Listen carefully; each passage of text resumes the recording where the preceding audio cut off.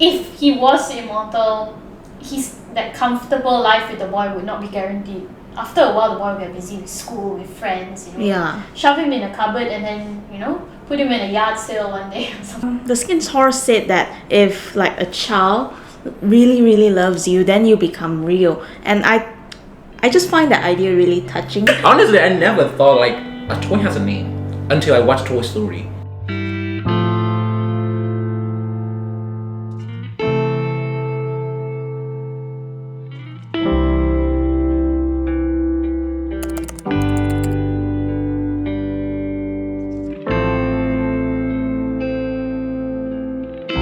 Hi guys, welcome back to another episode of our podcast, The Sun and the Stars by Book Lovers United in Sunway University. This is the podcast where we talk with our guests about the book that they suggested to get their insights, and today it's my pleasure to have Chi and Reina, welcome back, to talk about the book Velveteen Rabbit of Margery Williams.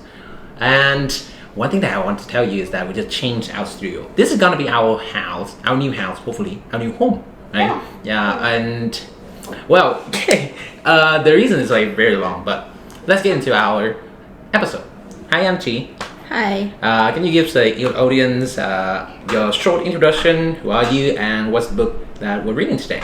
We're discussing. Today we are going to be discussing the Velveteen Rabbit. It's a children's book that follows a stuffed rabbit that was given to a boy during Christmas. So for a short time, the rabbit was cherished and loved by the boy, but at the sight of other more shinier and more mechanical toys, the boy ignored the rabbit for some period of time, and so the rabbit was left like at the corner of a room, ignored and also shunned by other toys, until one day the boy's nanny gave the rabbit to him to sleep with because he lost his other toy. And so this begins the rabbit's journey of finding himself.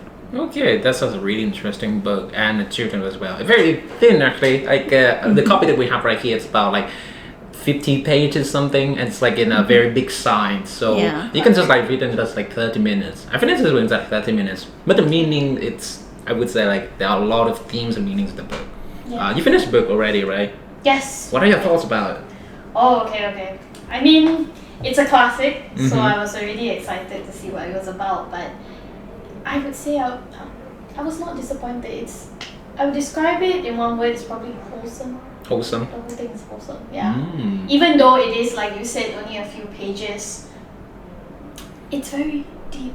It's deep, and the author managed to kind of wrap, no spoilers to the ending, but like wrap up the story very well and cover all the themes. I wonder how children would understand the meaning behind the stories, because like Anchi, I heard rumors saying that you read this book like very long time ago, right? Yeah, I have. Yeah, and when and why did you suggest the book? This book was actually part of my school's reading list, so we had to read it. But then I fell in love with everything in the book. I felt that Margery Williams, her writing was really simple, but she went straight to the point, as in she didn't sugarcoat any of the messages that she wanted to portray. So that's why I suggested it. It's a book about toys, so yeah, I wonder, do you guys have any toys that you feel like attached to, that you always carry and then hawk it like whenever you go to sleep? I have this medium-sized toy actually. Teddy bear? It's not a teddy bear, it's more like a doll that I had since forever. It has blonde hair that's braided into like pigtails and also a red hat. It wears this not green, sorry. That's basically every doll. Like no, blonde hair and that ponytail. So yeah, it wears this red and yellow striped dress and green shoes, and it's also pre-named. Like when I bought it, it was already named. It's called Julia. Julia? Okay. Yeah. Like you named it, or it was named before? Yeah, it was named. It has the name at the the dress she wears. Interesting. Okay, wow. What about you? It sounds so weird because I never thought like a toy has a name until I watched Toy Story. Honestly, yeah. Like I mean, like I never had a toy that I feel like attached You to. never named your toys? You named your Yeah, toy? I name my toys. What? It feels like it feels like you named a chair, a table, a laptop. Hello, Peter. What are you doing here? No, like you really named the toys? I still do. Okay. I still do. Interesting. I didn't know that. Oh, so Okay. you have any toys? Does anyone remember when Baby Alives were a thing? Do you remember Baby Alives? No. Baby alive? Sorry. No, Baby Alive, the baby's so real. Never heard of So that. basically, it's a baby. It's a baby that you can feed. That its main feature is that it actually pees.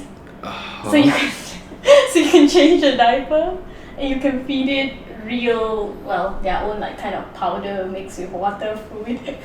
You like children when you were a children already. Like you want to be mom. Yeah, maybe it's a real, maybe it's a comment on like how they prime younger girls to be mothers in the future. I don't know what commentary that is, but I mean when you're a younger girl, it's kind of like marketed to you, so you take it. Oh, and it can speak. Why does this sound like scarier and scarier? Yeah, it does. It can speak, yeah. Okay. And Does it cry? Does it like roaring and then like ask you for some food? And Mama, I want to eat something. yeah. Really? If you turn on the switch on her back. Oh, and I would never give her the battery. Actually, thinking about it, I had a lot of toys that would talk. I had 2 dolls like that who would talk. I also had a Furby. Do you know of? Guys, come on, do we not play with the same toys? I mean, No. Come on, this is Toys R Us, like. were you guys that lonely, having no friends that you have to like give a name to a toy and talk to? I prefer stuffed toys. I thought my childhood was like miserable already because I had very few friends until I met you guys. No, technically, I named the baby alive. So she didn't really have a name. I just called her Baby Alive. Okay. And when I got the Furby, I called it Furby. So it's like call it after the brand. Yeah, I usually do that too. Yeah, Furbies can wake up on their own. Like you don't need to turn on their switch. Oh, that's more scarier. Sometimes, and they can get angry if you neglect them. So it'll wake up during the night and just start yelling at you. Oh. Do you still have it? I took out the batteries died. I never put it back in because I got tired of it yelling at me. I think we should sell that to the newly married couple, so that they would get better understanding of how Furbies kids. can talk to each other. Wait a minute. So, okay, let's relate this to the book that we read. Yeah. Do you think that, like, when you were a child, did you think that your toy had a soul? Like, did you think like it was like according to the book, it was real?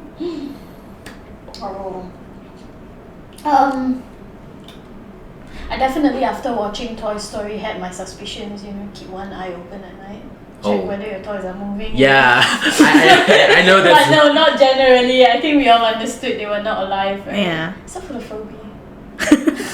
Sometimes I thought, just maybe, it Okay. was alive. So you took care of it, but you knew that it wasn't alive. Yeah. It wasn't real. Mm. Okay. Yeah. That's less scary. That way, when you neglect it, you don't feel so bad. Makes sense. Yeah, it makes sense. What about you? Yeah, I also didn't think my toys were real, but then they were nice companions, Like sometimes I talk to them, like I never did that. Okay. like last time I talked to them, and it's fun in a way. Talking to them is fun. Like when you were a kid, I talked to like random stuff, like even anything. Yeah, I get that one. Yeah. Okay, I think like we have some cultural differences. Yeah, because thinking about that's so weird. Yeah, like talking to your toys. You don't talk to your toys. I never. Yeah. How do you address that? How do you make your toy feel loved? Huh? Yeah. Yeah. Your toys feel love? Yeah, you bring it everywhere. You make like a spot for it on your bed. Yeah. And stuff like that. What do you play with? Sticks and rocks? Come on! Who plays with toys like that? Maybe it's a cultural thing. Yeah. By the way, like the book did remind me of Toy Story. Honestly, like if we talk about this book, I think it's definitely like we should bring up like Toy Story. It was written in a way I believe that this inspired Toy Story. Probably did. I think it should have. Yeah. Yeah. It's like, toys walking around. I don't know. You guys think that toy... It's you talk to it's toys. basically the plot of Toy Story. So Yeah. I guess Yeah. Toy Story ripped off Velveteen Rabbit. But Toy Story, like, it feels less... What's the word? Deep. Less deep, I would say. Oh yes, Yeah. that's true. That's true. Like this question, like that, this book, they ponder a lot of questions to you, like, and it makes you think, like, okay, yeah, what is it about?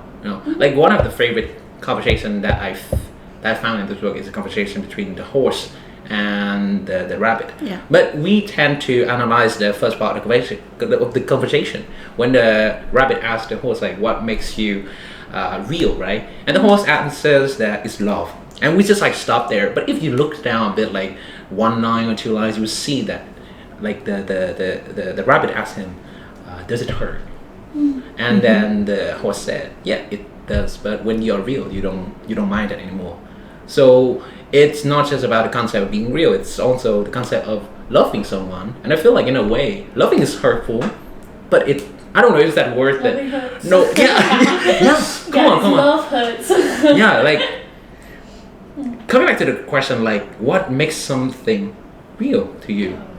Yeah, there are many definitions, many opinions that the characters in the book give, but I just want to get to know, like, what do you guys think about what makes something real?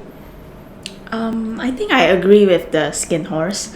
The skin horse said that if like a child really really loves you, then you become real, and I just find that idea really touching. So that's why I agree with the horse. It's like it. The idea is you become real not by how you were made or how you are, but rather by those around you and those who care about you. And I think that's meaningful. So it's definitely love that makes something real. Yeah. Okay. Yeah, that's the whole meaning of the book. Yeah. But yeah, okay, I get what you mean. What about you, Reina? Okay, I would like to read up this one paragraph. All right.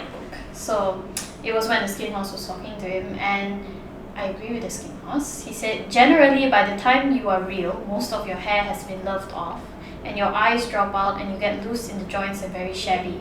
But these things don't matter at all, because once you are real, you can't be ugly except to people who don't understand. And I believe that to be real is to be flawed. I got the love thing, but to me, the flawedness of how these toys slowly become damaged stood out more. And I feel that when we look at other people in our lives, when the people we are jealous or we are envious of, we feel that they are perfect. But I believe everyone has issues. It's how you deal with these issues. That's what your issues are, almost what make you real. But we all agree on the what's that? The idea that being real means that being loved. Oh right? yes. I just wanted to come at it at a different angle, almost. Yeah. Okay. So, what is there's another conversation, not exactly a conversation, but it was like a very small part in the book when the rabbit thought about the boat, and he said like the boat was like a train model, and the boat was like they said, okay, the boats, the toys, they said that they were real because they was some kind of train model. But then the rabbit thought again, and he was like, "Nah, I'm not any role model to any other toys, And because like he didn't know that there were other rabbits that exist, that the real rabbit existed. So, do you think that whenever you think of something that is imaginary, does that really exist? Just like the boat, Could you clarify the question? Okay, it's hard to explain it. What makes something real? No, not really, Matt. Makes something real. Like something that you think, like you believe in that so much that you think that is real. So what makes something you imagine real? Kinda, if you want to phrase that like that, it's fine. Okay. Do you understand the question? Yeah, I do, but Okay. Yeah, I just don't know how to phrase that. Yeah. If enough people talk about it. Mm-hmm. If it's not just something you imagined, something other people also imagine, then it makes it real. It's social for me, I feel. Yeah. You? Quite difficult. It's a bit abstract. Yeah. It feels like we're going like between the boundaries of something weird. This book is very deep and there's a lot in between the line. I wonder like how children can read this book. Like I don't think they think that hard when they just read it. Yeah. Like most of the children book that we have read so far, this book, The Little Prince, like they have a lot of meanings, and they still like consider a really good children book as well as like a really good books for adults to read. I feel like children read that book is like it's so fun and they don't think too much. But then the adults we read that again, we feel like oh my god, this is deep. This is like something that makes you think, ask a lot of questions about your life. I think that's what makes the books timeless, I feel. Yeah, you can read it as a child, you can read it as an adult, and it will hit you in some way throughout your life. Yeah. That's interesting. I have a question for you. That you mentioned Toy Story. Yes. Before the podcast, that you said, okay, this makes you remind you of Toy Story. How do you feel like it connected or related to Toy Story? Just aside from the part that this is a book about toys and the toys have like sentient. They can think. I think one part it was what triggered the rabbit's whole journey to being real. It's when the other toys acted as if they were actually their characters. Do you remember that? Yeah, I remember. When the soldiers believe that they are actually soldiers and whatever, right? That reminded me of Buzz. Remember when? Buzz Lightyear. Yeah, I remember when Buzz Lightyear first came. He truly believed that he was. Yeah, he was. He's not an astronaut, right? No, he is. I right? watched it in so long. Probably an astronaut. Yeah. Like the newly movie said that he was like an astronaut in like a planet, and then he goes on an adventure. I remember how Woody knew they were fake, but Buzz didn't know they were fake at first. Yeah, same like it. I guess that's what reminded me of Toy Story first. The toys think they are actually what their character is. Almost. Yeah. Also, this book also gave me, sorry to throw it off, but it also gave me Pinocchio vibes. Pinocchio? Yeah, actually that's what it reminded me first of. Fun fact, Pinocchio comes before Velveteen Rabbit. What's Pinocchio? You know the long nose? You know you lie and then your nose gets longer. Yeah. That's Pinocchio? Yeah, that's Pinocchio. He's a wooden puppet that comes to life. And what makes him come to life? I didn't watch Disney movies that much, think so. I mean, it's a children's story, so it's like a I only watched Snow White and the Beauty and the Beast. Never watched Pinocchio. It's not. I think it's more of a book. I would say. It's more book than it So is. was he born like having thoughts and having the soul ready, or did the fairy give him or something? Yeah, it's a similar concept. He was wooden. Yeah, he was made by this, I think, woodcrafter, and then eventually a fairy came and turned him into a boy. So basically, the plot of Velveteen Rabbit. So Toy Story ripped off Velveteen Rabbit. Velveteen Rabbit ripped off Pinocchio. Are you sure? my conspiracy theory. Yeah, Pinocchio was 1882. I think this is early 1900s, right? Yeah. Interesting. Okay, one more question for you, Angie. That the book actually addresses a lot of themes, right? And what is your favorite one amongst them? One of the themes the book addresses is isolation and loneliness. The books start off by saying how insecure the rabbit was and how isolated from the other more mechanical toys as compared to the rabbit. So I believe like in many instances everybody can relate to it because personally I have felt isolated and lonely in events where I don't know anyone. So like I'm sorry to hear that. Yeah, it hurts. Do you feel okay talking to us now? Do you still feel isolated now? No. Yeah, I hope you don't. Yeah, because I used to be very loud. Okay, I don't know how, why, or what. Recently, I become more quiet. I guess. Yeah, reserved. And I'm just trying to get back on track. So. Yeah, it reminded me of that, and something you can resonate with. Yeah.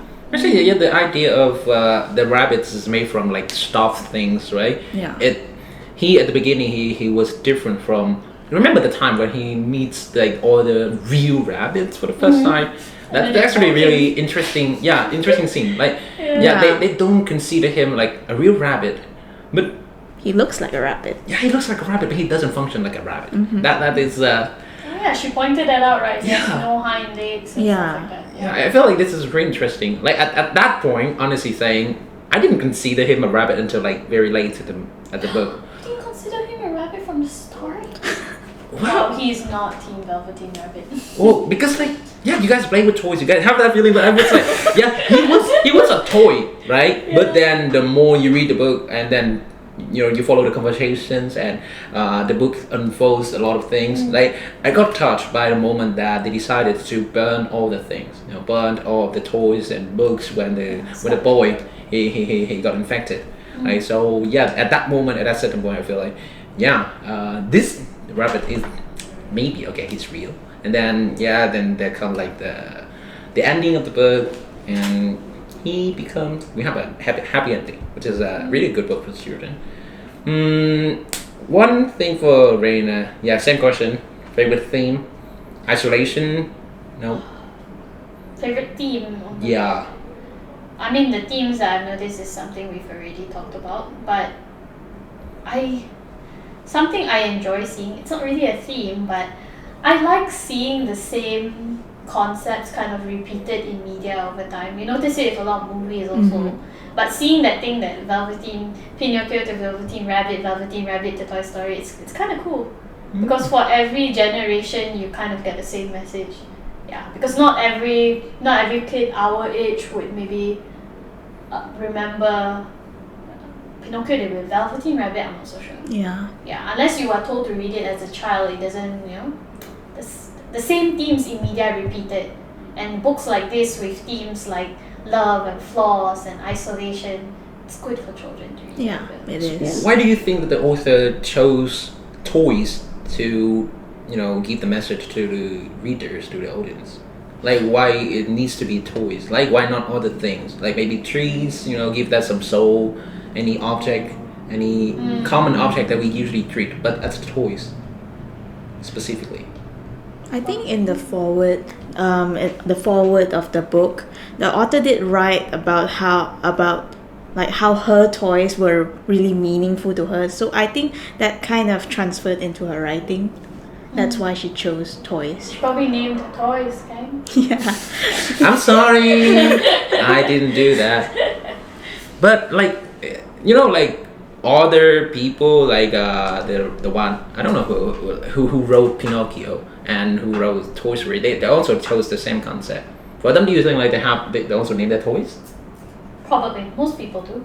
Yeah, most people do. Okay, now I feel isolated. Now I understand what you mean. Now I understand what you mean. You feel alone. Yeah. Really, no other people when you were growing up named their toys? No dolls? No, I mean like I will feel more related if this story is about pets. I mean like I'm so sorry, but I understand the meaning of the book, okay? But I just like, I'm not totally against it, but it feels like, like thinking about an object that has a soul, and it's harder for you to imagine. Yeah, it's harder for me to imagine. But if like it's a pet, it's a dog, it's a cat, then your dog, your cat could speak, and then he has a soul. You imagining that it's it's easier, and you feel more related to the book. I do like the book, don't get me wrong, but I just feel not really related to that, not really relatable to the I think that's why this is a children's book. Yeah. Probably because children have a bigger capacity for imagination than adults do. Throw back to the Little Prince. Yeah. Yeah. What do you think, like the rabbit, he has like a better life before he had been given a soul, or after that? Oh, after. Definitely after. Why after? Because, his first few years with the boy, right, was neglect. He's just left away from the toys. I think they said the boy only played with him for like 20 minutes. Like a few minutes and then threw him away. So he spent all those years alone, and even I don't believe that he really wanted the boy's love. I believe that the skin horse made the connection between being real and being loved, and that's why the Velveteen Rabbit wanted the boy's love. I don't think he actually liked being loved that much. So what did he want? He just wanted to be recognized as being real? Yes. If you trace back like his train of thought, from when the mechanical toys and stuff like that, he doesn't actually want to be loved. And if anything, he's more, I don't know, he lives his life almost like with on the condition that the boy loves him, like hoping that the boy loves him. But after he becomes a rabbit, he can do whatever he wants. He doesn't need to wait around and hope that the boy doesn't forget him or the boy doesn't grow tired of him, Yeah. That's interesting. I have an anti-argument, but I will talk about that after Anchi. Okay, what about you, Anchi? Actually, I agree with Reina. After, because I feel like if you're able to experience what being, alive, like how if you were alive, you would be able to experience, everything. I think the rabbit is okay. I don't make sense, but okay. I feel like the rabbit would be more happier to be able to experience what, being. How do I say this? Like, if he was real, he's able to experience what we all have to. We all are able to experience, but as a rabbit, of course. But this is not something you can do as a stuffed toy because you can't move. Your movement is restricted to how and where the boy brings you to. So yeah. So in a way, like Toy Story is more like the toys could move, right? Yeah. In a way, I think like Toy Story is like a utopian for toys. But yeah, talking about like anti-argument that I mentioned, this is like, okay, don't consider that as a fallacy, okay? I was just thinking about, you said like he would have like a better life after he is given the soul or being real, right?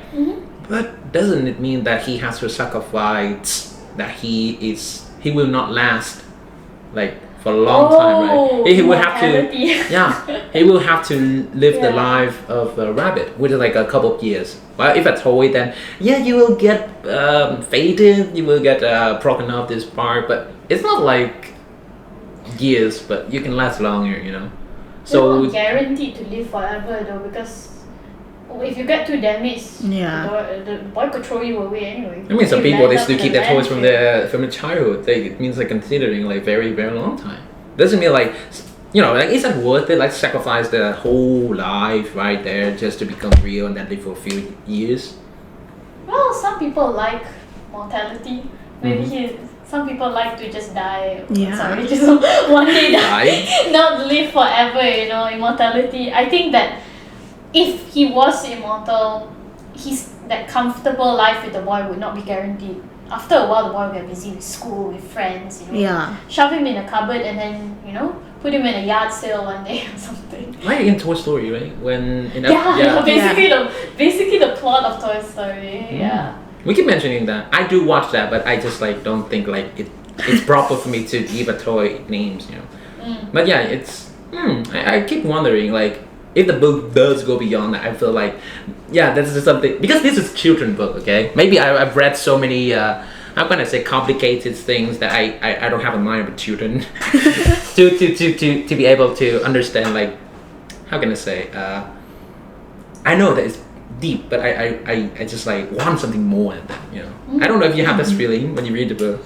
Like, like for Little Prince, I don't want to compare, but for Little Prince, it has like a somewhat tragic ending. But this one, it has like very happy ending, so I feel it's okay. What did you want to happen? I thought the boy was going to die, honestly. You thought the boy was going to die? No, Scarlet people die. I thought like the rabbit would be burned out and then and then left with just one eyeball, that's a little bit scary. That's too much like Stephen King. One eyeball staring from a pile of ash, and then it full stop ends. That is Khang's ending. No, that's not right. Okay, last question. Any last words of the book? Like, what do you feel after reading that? And do you recommend to anyone this book? Auntie? I thought it was quite nostalgic. with Nostalgic? nostalgic. Yeah. Like how it just reminded me of when I was younger, and being able to play with the toys, like actually have the time to play with them, and being not so busy with everything that's happening now. Yeah, it's really nice thing to see, and yeah. Yeah, time flies really quick. That's what you're saying. Okay, that's great. So, right now. Last words before we end? Yep. I like this book because of how much you can relate to the themes. Even though it's a children's book, as an adult, you can, if you have the imagination. Okay, I can do that. Don't worry. There's a lot of real themes like this. I will still stick with like not so much with the theme of love. That didn't click with me that much. It's more the theme of wanting to be real, or wanting to be like the rabbit wanting to be good enough, like the mechanical toys.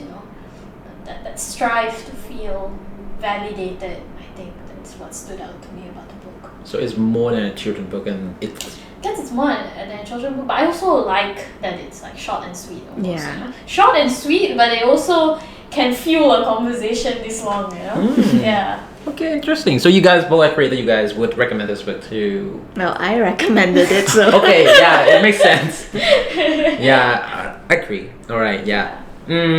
Okay, I'm gonna be a little bit generous. I'm gonna give this book a thumb up. Okay, I like it. You like it even though you don't feel like the concept. I know that it's good, but I just I don't feel related to the book. That's all. Yeah. Imagination. Okay. Yeah. All right. Thank you very much, and it's a pleasure to have you guys right here. And I will love to see you guys in the next episode. Thank you and goodbye. Bye. Bye bye. Okay. That's a plot twist. That's how we'll end. I think Kelly was waiting to do that for a long time. Imperfection is a type of perfection.